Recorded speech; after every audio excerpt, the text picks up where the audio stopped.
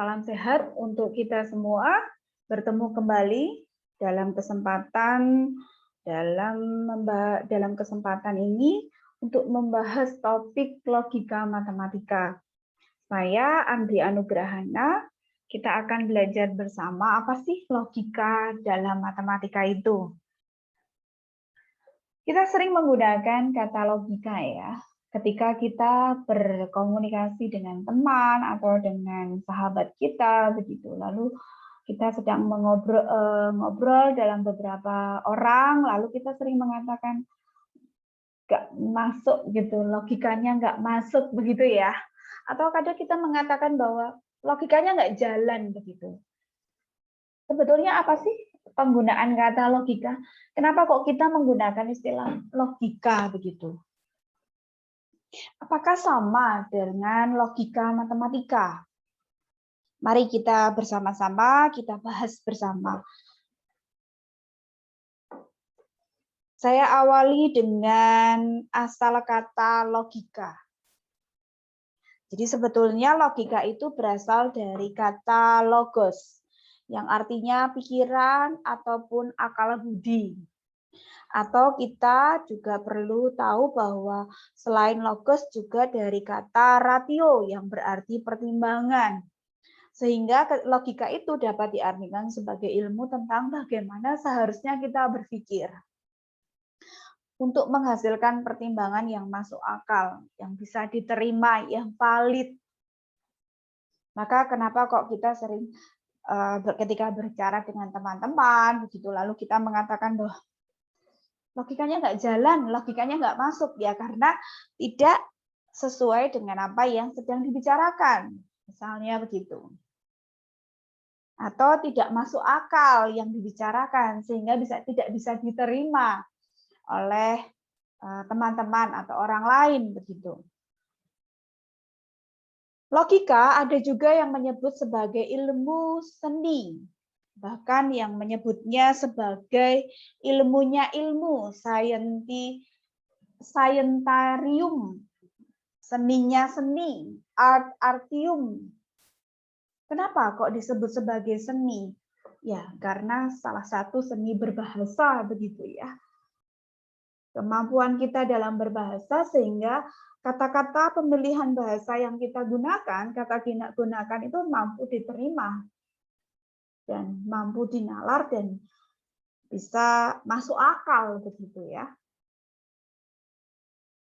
Secara umum logika itu adalah ilmu bagaimana seharusnya kita itu berpikir untuk bisa menghasilkan pertimbangan yang masuk akal, yang valid, yang dapat diterima. Kita bisa rumuskan juga bahwa logika itu kemampuan selain ilmu berpikir juga ilmu bernalar. Menalar dengan benar sehingga kita dapat menghasilkan kesimpulan yang benar. Dan kapan sebuah kesimpulan kita itu dikatakan benar? Ketika kita juga bernalarnya dengan benar. Ketika kita tidak bisa bernalar dengan benar, maka kesimpulan yang kita tarik juga tidak tepat. Kemampuan bernalar adalah kemampuan untuk menarik kesimpulan dengan tepat. Nah, untuk menarik kesimpulan, kita tidak langsung menarik kesimpulan begitu, menyimpulkan saja. Kita harus melihat argumen-argumen ataupun apa pendapat yang sudah ada ataupun bukti-bukti yang ada. Dan juga menurut aturan-aturan tertentu. Misalnya seperti ada kasus di kepolisian, ada pencurian, kita juga harus lihat dari bukti-bukti. Kita tidak bisa menuduh seseorang sebagai pencuri tanpa ada bukti atau argumen-argumen. Nah, itulah disebut dengan kemampuan bernalar. Supaya kesimpulan yang kita tarik itu benar dan tidak merugikan. Maka disinilah kita harus mengolah kemampuan bernalar kita. Nah, itulah kemampuan kita dalam berlogika, teman-teman.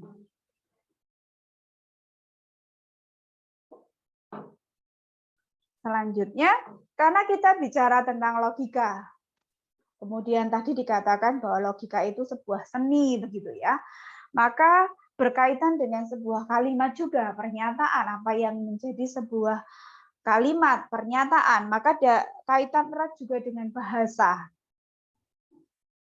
Kemampuan kita berbahasa juga akan mempengaruhi bagaimana kita menyampaikan informasi, karena ketika kita bernalar, menarik kesimpulan, itu artinya kita juga berkaitan dengan bahasa. Nah, di sini berkaitan dengan bahasa artinya nanti kita bicara juga tentang kalimat. Kita bicara juga tentang kata. Kelompok kata membentuk menjadi kalimat, begitu ya. Kalimat, saya tidak akan bicara kalimat secara luas karena ini bukan bukan topik kalimat begitu ya. Tapi kita sebetulnya ingin ke logika, tetapi untuk mencapai pada logika kita juga harus bicarakan juga tentang kalimat begitu. Nah, kalimat yang saya pilih itu saya menggunakan dua macam, yaitu kalimat deklaratif dan tak deklaratif. Meskipun banyak macam kalimat yang lainnya, tetapi kita ambil di sini deklaratif dan tak deklaratif. Apa yang dimaksud dengan kalimat deklaratif?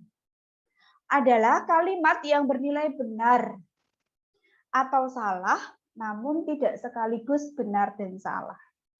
Jadi kalimat ini tidak bisa dua-duanya. Ya, hanya satu saja nilai kebenarannya. Kalimat itu benar atau kalimat itu salah. Lalu ada juga yang menuliskan bahwa kalimat deklaratif adalah pernyataan yang isinya merupakan berita bagi pendengar atau pembaca. Yang beritanya itu bagi pendengar dan merupakan sebuah berita gitu. Ada juga yang menyatakan seperti itu. Sehingga berita itu harus ditentukan apakah berita itu merupakan sebuah berita yang benar atau salah gitu ya. Tapi kita bisa gunakan istilah yang pertama atau pengertian yang pertama, bernilai benar atau salah. Tapi tidak kedua-duanya.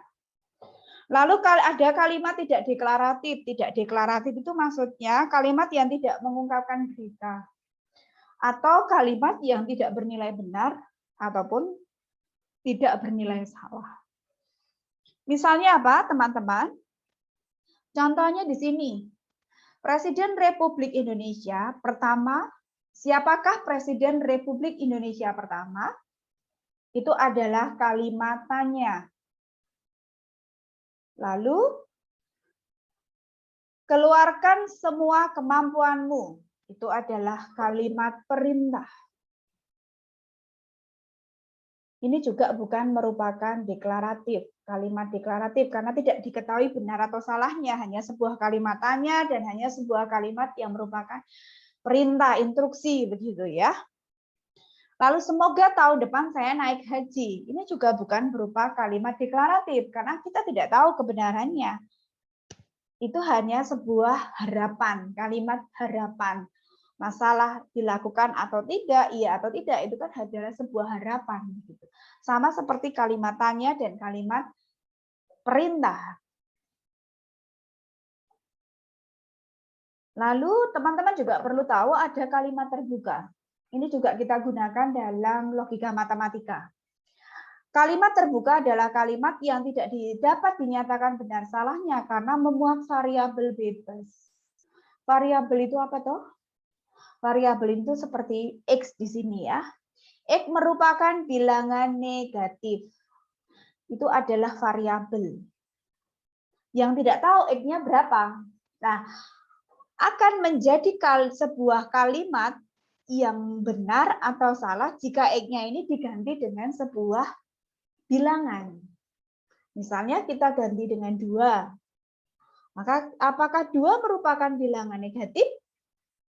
Oh tidak ya, berarti kalimat itu adalah kalimat bernilai salah karena 2 itu bukan bilangan negatif.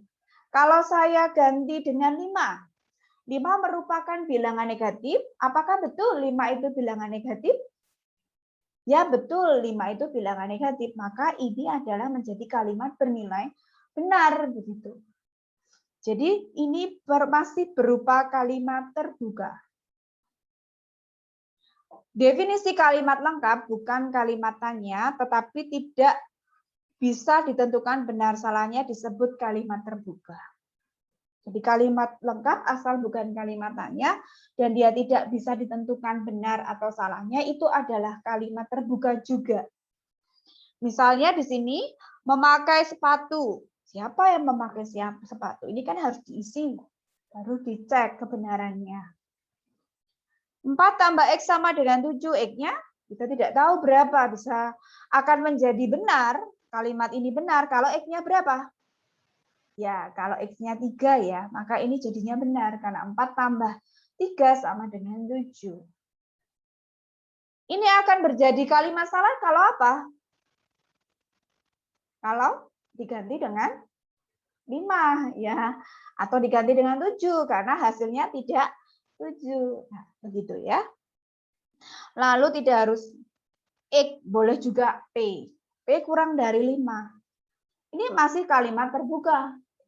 Karena nggak tahu berapa nilai P-nya. Kalau kita sudah tentukan P-nya, baru itu merupakan sebuah kalimat bernilai benar atau salah, tergantung nilai P yang kita pilih. Misalnya P-nya adalah 8, apakah betul 8 kurang dari 5? Salah ya, maka kalimat bernilai salah. Begitu teman-teman. Selanjutnya kita sebetulnya arahnya ingin masuk ke pernyataan teman-teman. Jadi dalam logika matematika ada istilah pernyataan. Nah, pernyataan ini adalah kalimat yang bernilai benar atau bernilai salah, tetapi tidak sekaligus bernilai kedua-duanya. Jadi hanya salah satu saja. Itu disebut pernyataan. Masih ingat yang tadi? Artinya bahwa pernyataan itu sama dengan kalimat deklaratif. Betul sekali ya. Itu sama dengan kalimat deklaratif. Nah, karena itu sama dengan kalimat deklaratif, maka kalau di logika matematika kita tidak menggunakan istilah deklaratif begitu ya. Kita gunakan istilah pernyataan. Jadi ini adalah pernyataan teman-teman. Jadi pernyataan adalah kalimat yang bernilai benar saja atau salah saja. Kita lihat contohnya di sini. Perhatikan contoh kalimat di sini. Apakah ini pernyataan atau bukan? Mari kita lihat bersama ya teman-teman ya. Nomor 1, sebuah segi 4 mempunyai sisi 4 sisi. Betul tidak segi 4 punya 4 sisi? Betul ya. Jadi ini adalah pernyataan yang bernilai apa?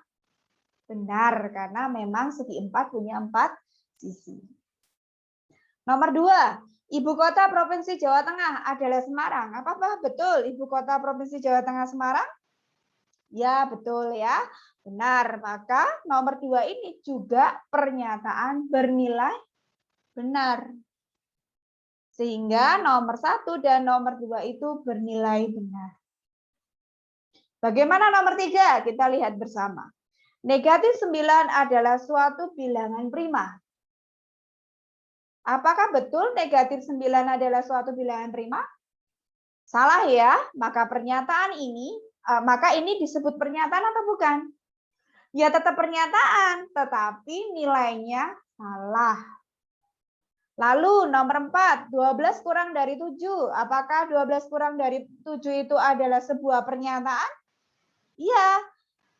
Pernyataan bernilai salah juga. Kenapa? Karena 12 itu bukan kurang dari 7. 12 itu adalah lebih dari 7. Maka kita katakan bahwa kalimat nomor 1 dan nomor 2 adalah bernilai benar, pernyataan bernilai benar.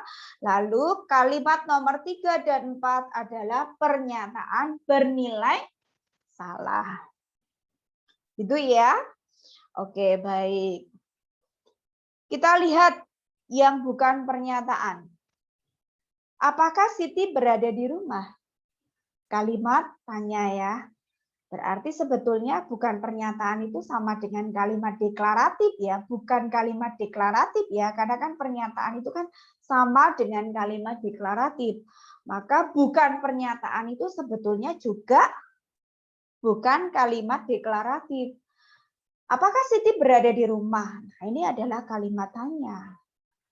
Alangkah indahnya lukisan itu. Adalah sebuah perasaan. Ini juga bukan pernyataan. Tutuplah pintu itu. Kalimat perintah. Ini juga bukan pernyataan. Hanya memberikan sebuah perintah. Semoga Anda lekas sembuh. Ini juga bukan pernyataan, karena sebuah harapan supaya segera sembuh. Selanjutnya, bagaimana kita menulis sebuah pernyataan, teman-teman? Kita bisa menggunakan simbol huruf kecil A, B, C, sampai dengan Z. Boleh. P juga boleh, Q juga boleh. Tetapi hurufnya kecil ya, teman-teman ya.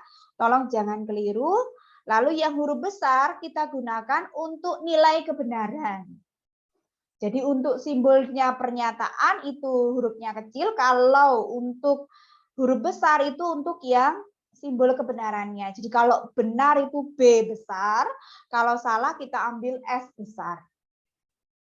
Misalnya di sini ya, P, bilangan cacah terkecil adalah 0. P di sini adalah pernyataan. Apakah betul bahwa P di sini adalah pernyataan? Ya, di sini pernyataan. Ini adalah simbolnya P. Tetapi apakah bernilai salah atau benar? Kita cek. Oh, ternyata ini adalah bernilai benar bahwa bilangan cacah terkecil adalah 0. Maka simbolnya B, huruf B besar. Ini nilai kebenarannya. Lalu pernyataan B. Apa bunyi dari pernyataan B? 2 adalah bilangan prima yang ganjil. Ini juga sebuah pernyataan. Apakah betul 2 bilangan prima? Betul, tapi ganjil enggak? Enggak. Berarti ini pernyataan bernilai salah, maka hurufnya S besar. Manusia makan nasi. Ini adalah pernyataan A. Pernyataan A ini bernilai benar atau salah? Ya, kita lihat bersama apakah betul manusia itu makan nasi? Benar ya, maka ini pernyataan bernilai, pernyataan A bernilai benar. Jadi kita bisa simpulkan bahwa pernyataan P bernilai benar, pernyataan B bernilai salah, dan pernyataan A bernilai benar. Baik, kita lanjutkan. Anda berikutnya adalah negasi ya. Oke, negasi. Negasi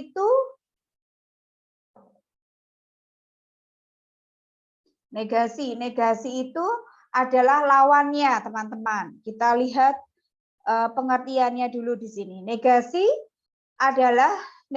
dari suatu pernyataan adalah suatu pernyataan yang bernilai salah bila pernyataan semula bernilai benar. Jadi kalau semula salah, dinegasikan, itu artinya dilawankan, maka menjadi bernilai benar. Kalau pernyataan awalnya benar, dinegasikan, dilawankan, maka menjadi bernilai salah. Nah, seperti apa itu? Misalnya ini. Contohnya, tembok itu berwarna putih, maka negasinya adalah tembok itu tidak berwarna putih.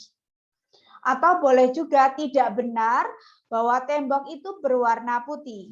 Atau kita bisa tuliskan negasi A, tembok itu bukan berwarna putih. Maka lambangnya ini strip ya, harusnya ini banyak bermacam-macam lambangnya. Ada yang strip begini, ada yang agak bergelombang, ada yang seperti siku-siku, menyiku, begitu juga boleh. Nah, di sini boleh kita mengatakan negasi itu dengan kata tidak. Tidak benar.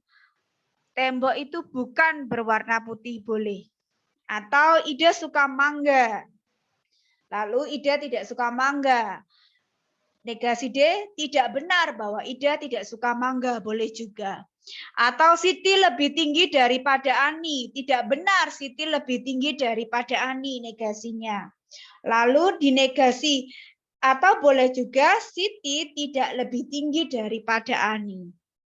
Tetapi teman-teman tidak boleh menyebutkan bahwa negasi dari P di sini adalah Siti lebih pendek daripada Ani. Tidak boleh ya. Kenapa?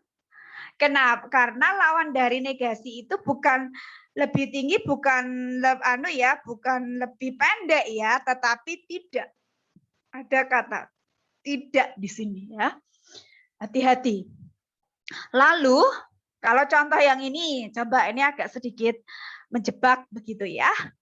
B sama dengan 9 adalah bilangan prima. Apakah betul 9 adalah bilangan prima? Betul ya.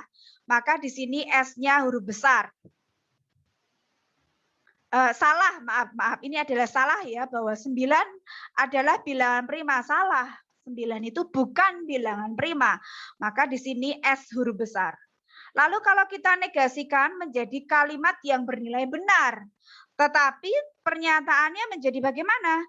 9 bukan bilangan prima. 9 bukan bilangan prima. Ya, betul. Ini bernilai betul, tetapi di sini adalah negasinya begitu. Ya, coba dicermati contoh-contoh di sini, hati-hati. Lalu boleh nggak saya negasikan lagi? Boleh. Negasi B.